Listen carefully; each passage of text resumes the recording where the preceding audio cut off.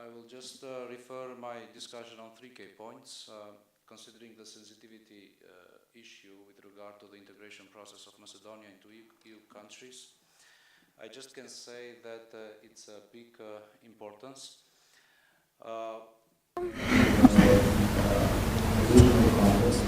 Ќе зборувам во регионален контекст, имајќи предвид дека соседните земји се во понапредна позиција во однос на процесот на интеграција. Албанија е во НАТО, НАТО е во Косово.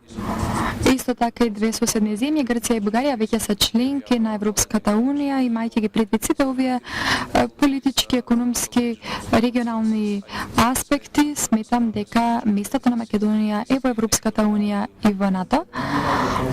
Како член на политичка партија и како член на владата, јас целосно го поддржувам процесот на евроинтеграција на Македонија и во овој контекст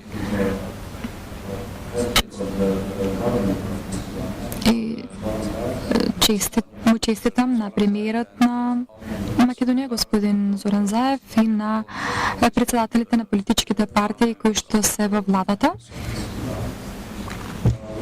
Сите работат на реализирање на евроинтеграцијата.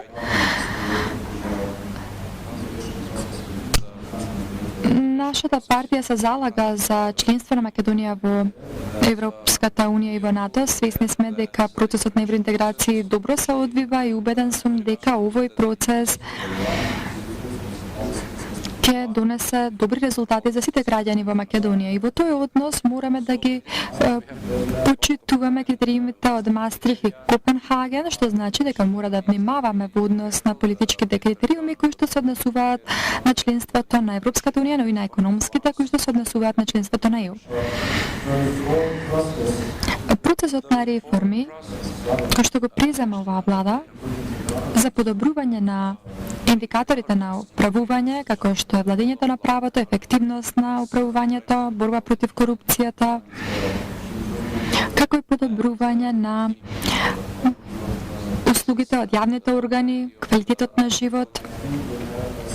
Мислам дека ќе имаме значителен и позитивен ефект и дека ќе ги зајакнат домашните институции, што пак ќе има позитивен ефект во привлекување на странски инвестиции. Знаете, јас сум министер во владата на Македонија, одговорен за привлекување странски инвестиции.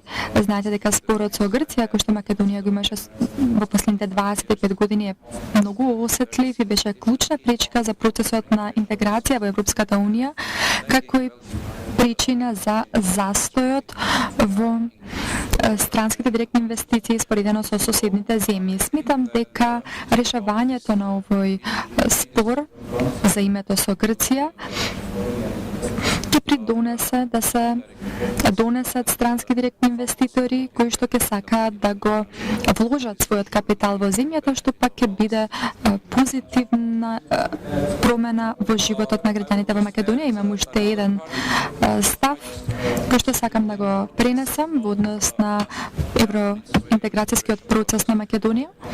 Во глобален контекст, проширувањето на Европа со земјите од Балканот треба да се спроведе што е можно побрзо и да биде мотивиран и поттекнат од самите земји членки на Европската унија, не од земјите кандидати. Зошто? Затоа што сметам дека тоа е позитивно за Европа, ќе донесе многу придобивки. Имајќи предвид дека политичките граници на Европа сега се помалку безбедни од пред неколку години. Знаете, имаме територијални закани од Русија кои што доаѓаат од истокот. Имаме културолошки промени кои што доаѓаат од југоистокот на Турција и од други земји. Имаме и други закани, како на пример миграцијските закани кои што доаѓаат од арапските земји. Ако Македонија не е интегрирана, што е можно поскоро тогаш внатрешната политичка организираност на Европа ќе биде под закана, односно под ризик. За да имаме посилни и побезбедни политички граници на Европа, клучно е оваа земја да се интегрира, затоа што на тој начин Европа ќе биде побезбедна, ќе се избегнат сите потенцијални трошоци кои што би можеле да произлезат преку културолошките проширувања кои што доаѓаат од исток. Можам јасно да кажам дека Македонија како земја се смета како политичка граница помеѓу истокот и западот, односно цивилизацијата на истокот и цивилизацијата на западот, и затоа сметам дека треба целосно да го поддржиме процесот на интеграција кој што го презема ова влада со цел Македонија да стане дел од ЕУ што е можно поскоро.